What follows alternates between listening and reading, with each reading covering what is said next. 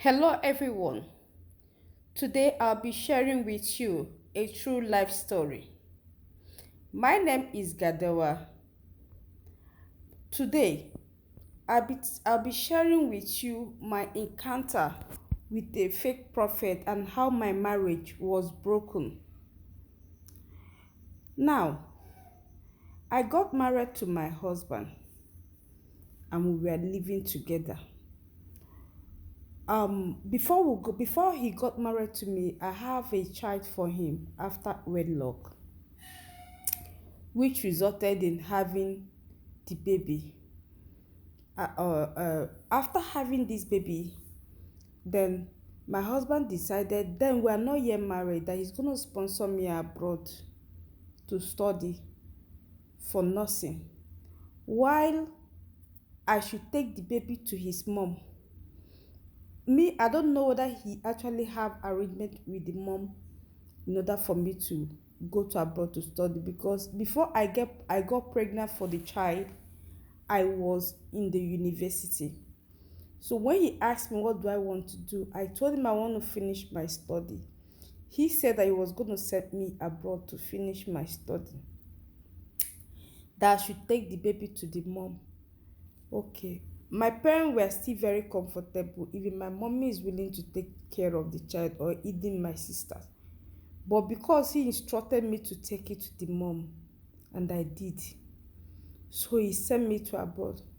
When we get to that place, he enrolled me in school. The next is history.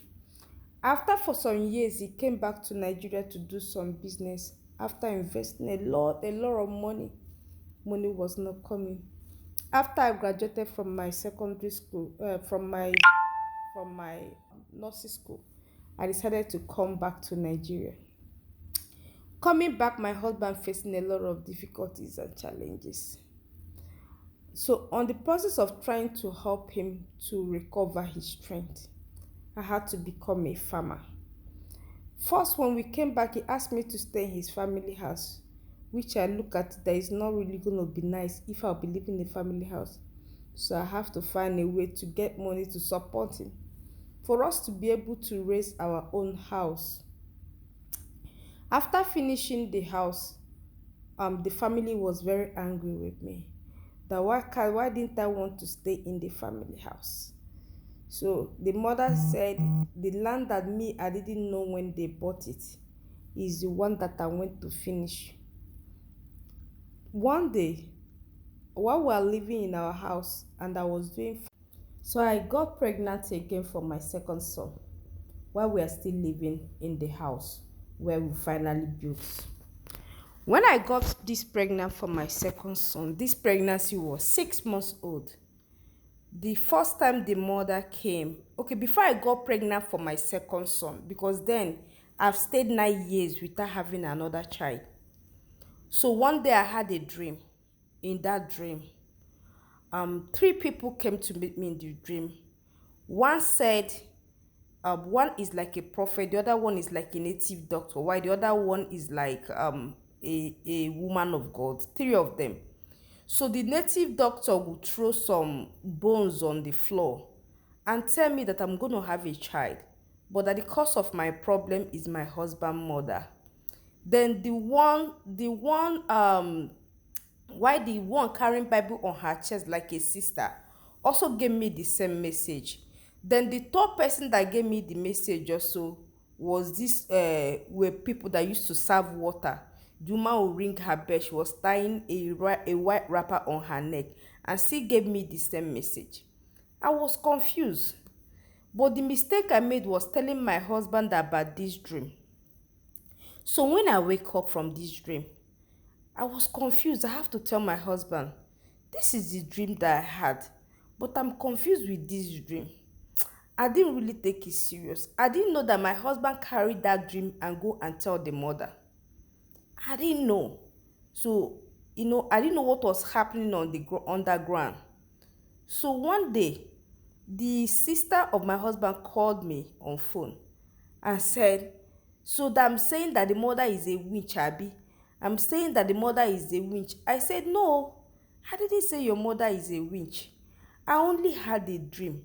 I was so worried. I called my husband. Why did you go and tell your mother about the dream? He said that I should just forget that thing, that he was just acting like one. That was why he has to just tell her. I say no. You shouldn't have tell your mother such thing.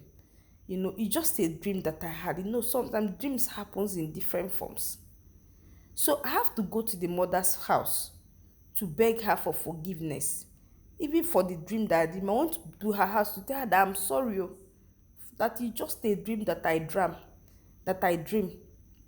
The mother, she promised forgiving me.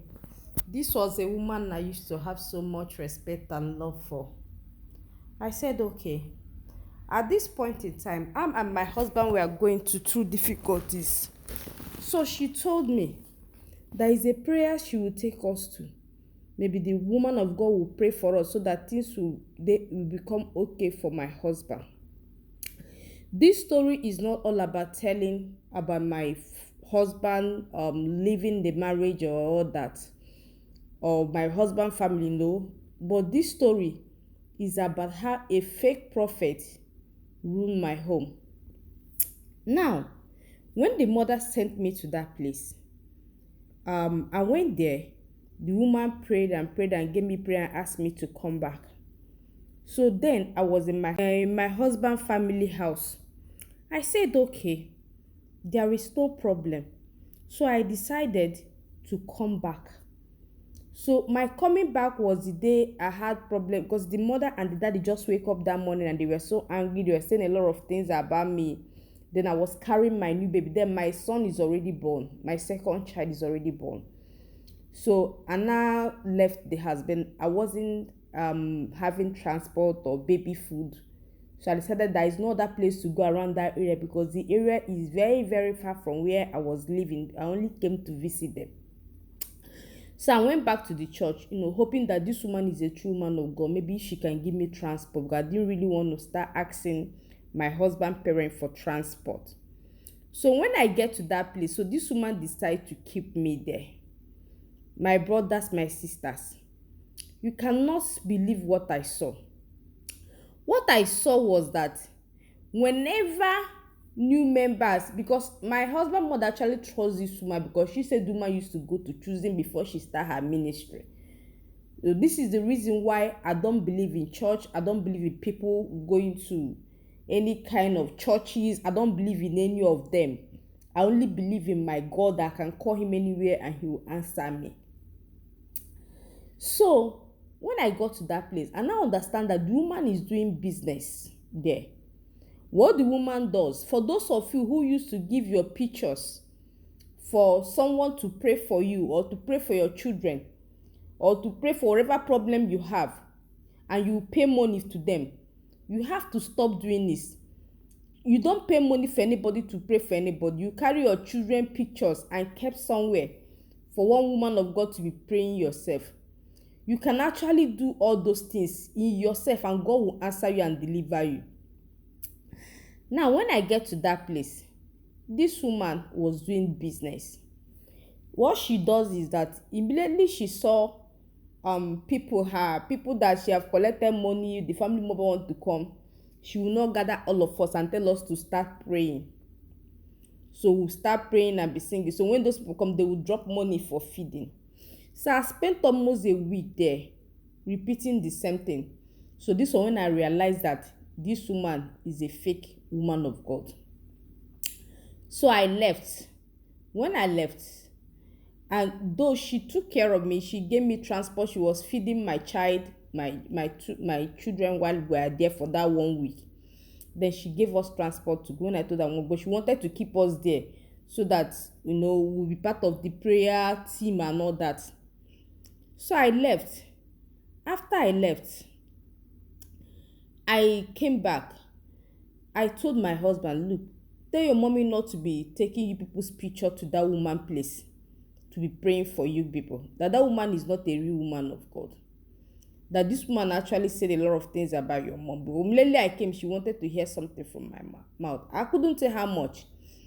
But my only problem was see that dream that I had. I told the woman, this is the dream that I had. The woman start telling me it's my mother-in-law problem, that she's the cause, she's an evil person, that she's too prideful, that she know her now, she know a lot of things about my mother-in-law. And I told my husband, please tell your mommy not to be taking you people to that place, that that woman is not a woman of God. These are my experience in that place. Well, I don't know what my ex-husband told the woman, the family. All the family hates me. The next thing they do, they start calling me a witch, that I'm the cause of their brother's problem, that I'm the why their brother is not progressing. I said okay, because even before when the man married me, before the man married me, he wasn't having money. I was with him when he was making the one I saw. Yes, I was with him. All the one we were spending, they were enjoying at the point of time. I was with him, and I know everything he did to get the money and how everything went. But I keep quiet.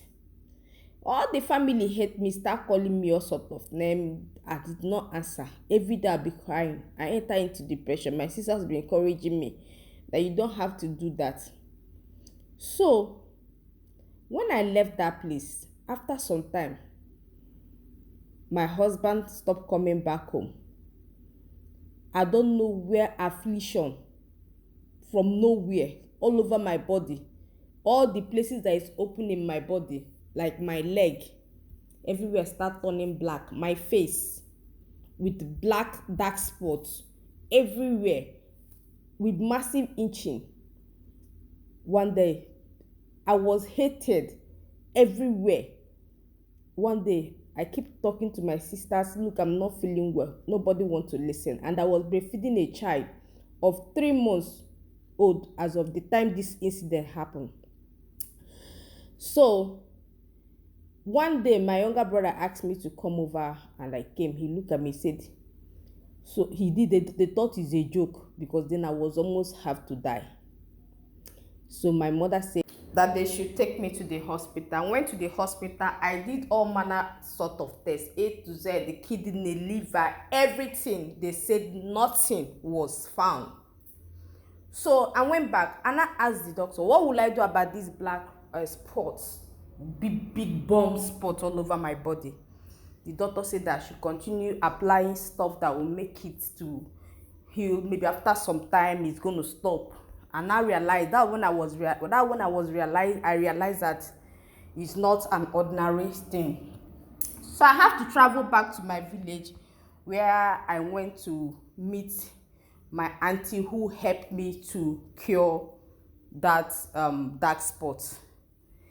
The worst part is that the most hated from my sister-in-law, who I've never for one day or have issue with her, who I also used to love and took as a sister, they call blind. All of them gathered together against me. Lest I forgot to say, while I was in the village, my husband was actually aware before I left to my village to meet with my auntie, so she can give me some prayer. It was in a prayer way, and she did some stuff on my legs, my face, all the place that was affected, and that thing left me. I can remember very well, before my husband left the world, whenever he looked at me, he told me that, if not that marriage for better for worse, him for don't leave me wrong, which he later did. So after some time, he stopped coming back home. I first of all have to take my son. When I take my son to my mom, because so I can be able to be working when this thing was not so serious. So 3 months after I took my son to my mom, and I noticed that my own is getting worse. So I have to, because then their father is no more coming back to the house. He only come back and just stay 2 days. He would spend 3 months, 1 week or 1 month outside. That was how I was living. I tried everything I can. So by the time I went to the village, my mom was able to take care of me and my aunties, and I get better. So my ex-husband sent me to Abuja for some, meeting we usually used to have with some organization we were in. And I went there. That was where I was calling my husband's sister. While I was there, my younger sister got visa, you know. So why I was even communicating with my husband's sister, me, I didn't know what happened. No. After I left from Abuja, then my husband was telling me that he was sick. I told him, okay, let me from Abuja come back to the east. That was a man that abandoned me when I was sick. Oh. I said, no problem, let me come back from Abuja, left the thing we are from Abuja to another city where I was, so that I can be able to, you know, come back and see him where in the state we are living. So that was before I came back, and after my mommy finished preparing us, you know, even gave me stuff I would give to my mother-in-law. As my mom was about to tell her that, look, oh, your daughter-in-law, that I'm coming back to the city, you know, that she even she wanted to tell her that she gave her some stuff to bring for her, because my mother-in-law have area requested that she get her oil, red oil. That's the same person that requested a few months ago while I was there. I spent about 8 months in the east then. Is it up to 8 months? I don't know. It's not up to 8 months, maybe like some months. So, and I said, okay, the woman start telling my mom how the son picked me from somewhere. One day I came back, I said I'm pregnant, that she's one that got me married, that today that she's ending the marriage. That was her, the marriage that she came to pay my bride price with her husband, but the son wasn't with them at the time, ended. When I was coming back from Lagos that day, I cried throughout in the bus. Like and I started taking responsibility for my children. So several times, that is just it. So I want to stop here, guys. Maybe it's going to be having more part to come. But what I'm trying to say is that be very careful where you visit. Be very careful who you ask to pray for you. This is a lesson learned. And the lesson learned is you should not be too forward in everything. Not everything you see, you talk.